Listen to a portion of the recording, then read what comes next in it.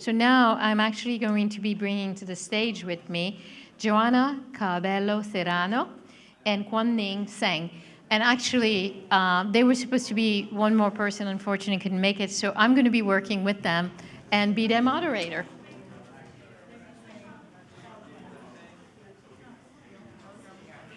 Whichever way. Okay.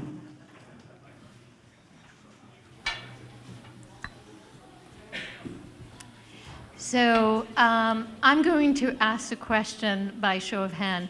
How many people know what the Sustainable Development Goals are?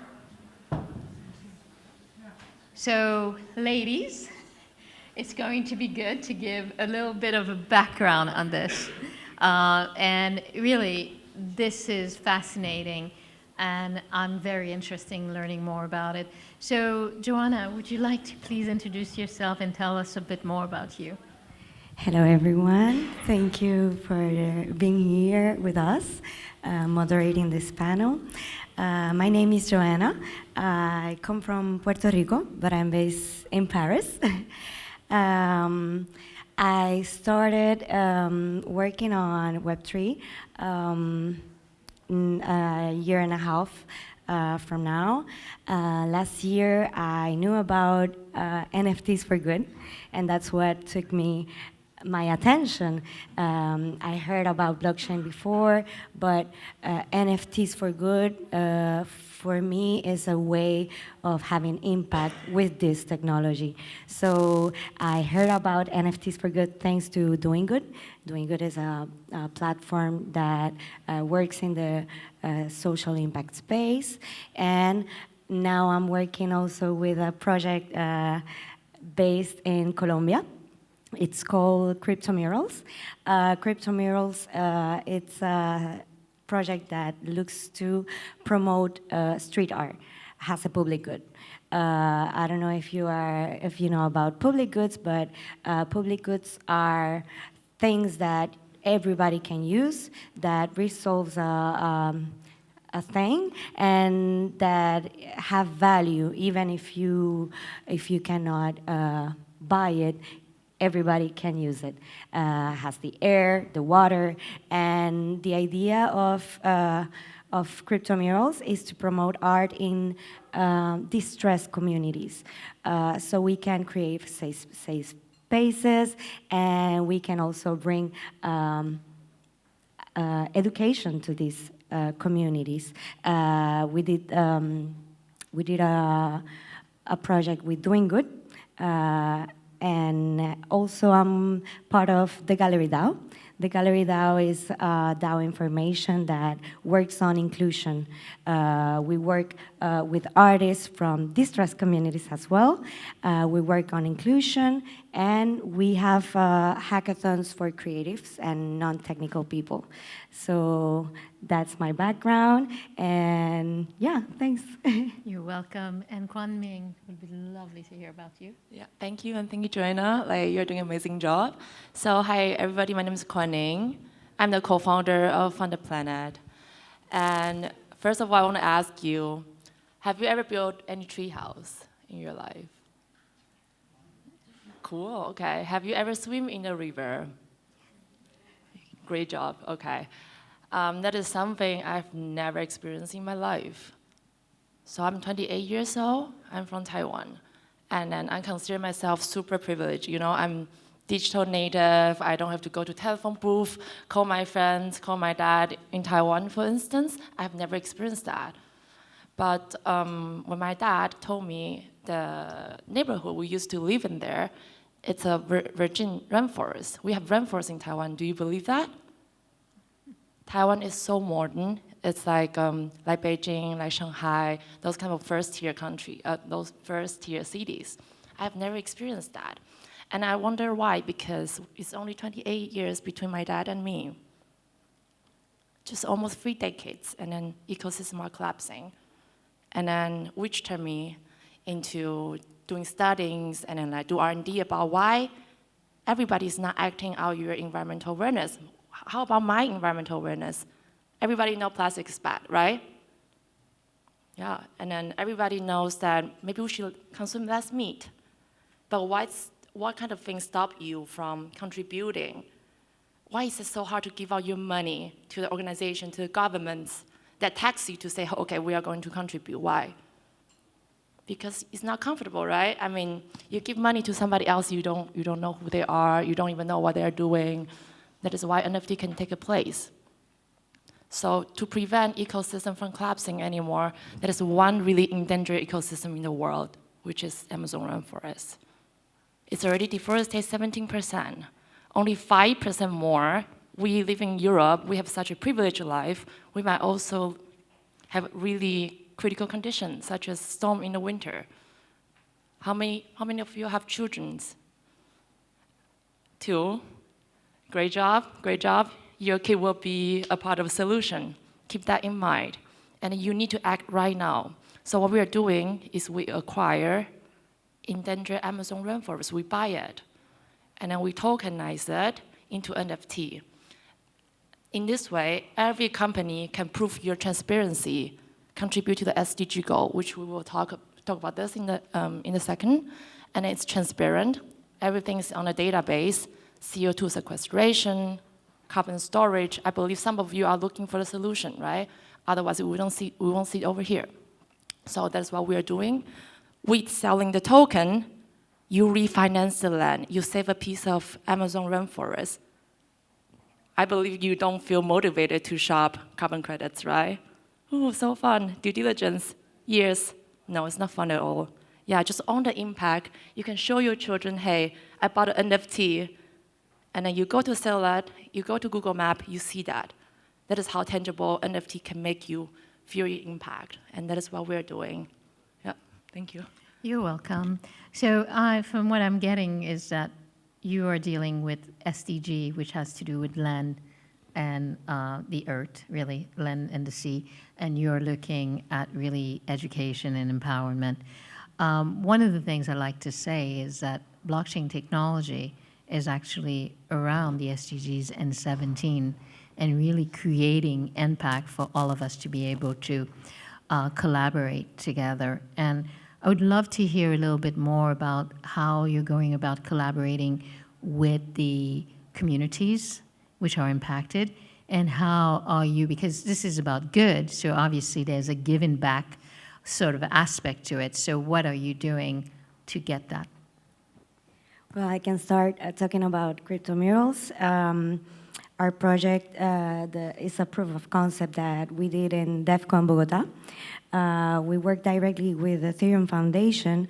They have a fund to support open source projects where anybody can use. And what we did is that we went to Candelaria. It's one of the historical districts in Bogota. And a part of Candelaria is a very violent space. So what we did is that we called the local artists to work with us in identifying spaces where, with street art, we can give life. So we create safe spaces for people, because with street art you can also put lights on the city, and that's one of the goals of the United Nations project. What they want is to have not only education and not only fight poverty, and they also want to have sustainable cities. And sustainable cities are part of the safety, is one of the ways of having sustainable cities. So we restore public spaces with murals, and we also give opportunities to artists that doesn't have technology access, that doesn't have sponsorship or funds to create these spaces. So what we wanted to do is also to create workshops for kids in the communities, and that's another way of pushing not only blockchain adoption, not only access to technology, but the sustainable goals of sustainable cities education, and equity. Because if we are willing to give tools to distressed communities, we are also forwarding, going further on those goals. We're doing good as well. It's one of the protocols that is we are partner of. And crypto murals build on top of Doing Good. What Doing Good does is that they have a protocol open to the public. Organizations can list their projects. Creators can give to those organizations different charities that are aligned with those goals. And we can also have a track on the actions that the charities does, and not only charities, because there are also nonprofit organizations led by communities. So the idea is that everybody that wants to have and do good can come to Doing Good, incorporate, join the project, and yeah, do good. So when you're taking it back home to Puerto Rico? Yes, and that's the dream. What we want always, what moves us is to help what we feel that is close to us, close to our values. And in Puerto Rico, for example, we have lack of access of water, for example, in some communities, electricity and stuff like this. So for me, to push those goals in Puerto Rico will be not this. It will be differently than in Europe, for example, because those are different necessities, different needs. So these goals can adapt to different frameworks, different countries, different cities, but we need to work with the local communities to understand the needs. It's not about being have the savior syndrome and yes, I'll come to your land to help you. It's about also working with local people on real needs. Thank you. So, Kuan-Ning, I would love to hear also how you're engaging with other communities. And I actually challenge you to say that there is also a big opportunity beside the Amazon. If we look at places like the Democratic Republic of Congo, that's also huge land that we need to protect. We always gravitate toward the Amazon, I think, in ways because of the lure of the stories that have been told. And there is also that need, I'd say, in Africa and in Asia. Totally, I 100% agree with you. So we are a 1.5-year company. We're based in Munich, and we start from Amazon rainforest, first of all, because it has a lot of attention. When you say Amazon rainforest, everybody say, hey, I know that, you know? And then from the beginning, we really wanted to get attention, because if you don't have people's attention, you don't have communities, then it's really move forward. So it's our starting point. Just to mention that 17% of Amazon rainforest already deforested. Just to give you understanding how important Amazon rainforest it is for us, 25% of our medicines are from the Amazon rainforest plant, the trees, the vegetables over there. But we only discovered 5%. You know, like the ratio is crazy, right? And then 5% more, which means 2 more decades, Amazon rainforest will turn into savanization, which means it turns into savanna. I mean, Congo will be our next goal, or coral reef, for instance. But our roadmap right now is before 2025, we want to acquire 10 square kilometer, and then before 2030, 100, and then the next 5 year, 1,000, and the next 5 year, 10,000. Then Amazon rainforest wouldn't collapse, and then we can move to the Congo. So I have a question for you, though. What are you doing for the communities? Yeah, we hire local communities to patrol the land, because if you don't engage with the local community in Peru, then, you know, deforestation can happen, illegal logging can happen, people can just go in, plant cocaine, and whatsoever, a lot of different things. We fight with the poverty, definitely deforestation, and also engage German community. Also, we met somebody in New York, Stark, here, super nice. Yeah. Wonderful. So I am very interested, though, in the NFT aspect also. One of the questions we've been getting is around utilities. When do we start having utilities? And I'd like to sort of get to part of your roadmap of how are we going to evidence this utility and how are we going to create the metrics around that? Because I think that's the key. To me, the Sustainable Development Goal has been a real way of measuring things. So it wasn't, not many people in the audience knew what the Sustainable Development Goals were. And really, this is the first time in the last 30 years, but we're getting to, it's supposed to be 2030, and I don't think we're halfway there even to the goals. Yes.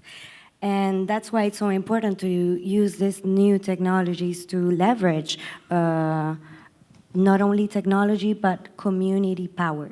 What NFTs can do to forward the sustainable goals is that we can use them not only to track donations, but also to engage donators and stewards. One project that comes to my mind is Game Forest. Game Forest is an NFT project that has NFT trees, and they have 3D models with information. It's a dynamic NFT that changes with off-chain information that comes to the NFT. What means that it has real-time information of the status of that land. If there is raining, if there is a flood, you will see the NFT changing with lots of water around. If there is a fire, you will see the fire in the NFT. And with people having NFT changing in front of them, they know what is happening in that land that they are donating, and they become auditors. It's a way to monitor impact in that sense, because you know the status of the land in real time. And for me, another way to use NFTs to leverage this technology for the United Nations development goals is that you can also fund research. That's another way of using NFTs, because it's not only about monitoring, it's about also giving back to the communities and to have a global network, because at the end, blockchain is about the network effect that multiplies the value of communities.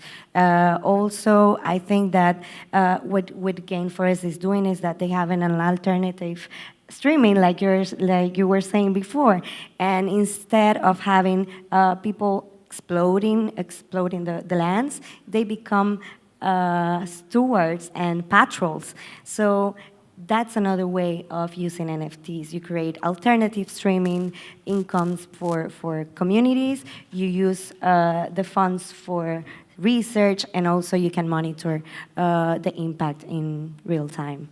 Thank you so much. And Kuan-Ning, would you like to add anything to this? Yeah, totally. So NFT, in my eyes, for a lot of companies and for a lot of individuals, is that it's an intangible asset. So you truly own your impact. It's provable, which means, for instance, in our land, you truly own the impact of this land. You have geo-coordination over there. You can really see it. So, I mean, SDG goal in the end will end up with ESG auditing, right? So then you have the book, you have everything. How can you prove your impact? How do you do that? And NFT definitely is a way to go. So yeah, which is good. So I believe capitalism can move things really, really quick as well. And if everybody, you have 30 cents in your pocket, you can already save a piece of 1 square meter of rainforest. So that is just how cheap it is to make a contribution and then do it from today. And just, there's a tree behind here.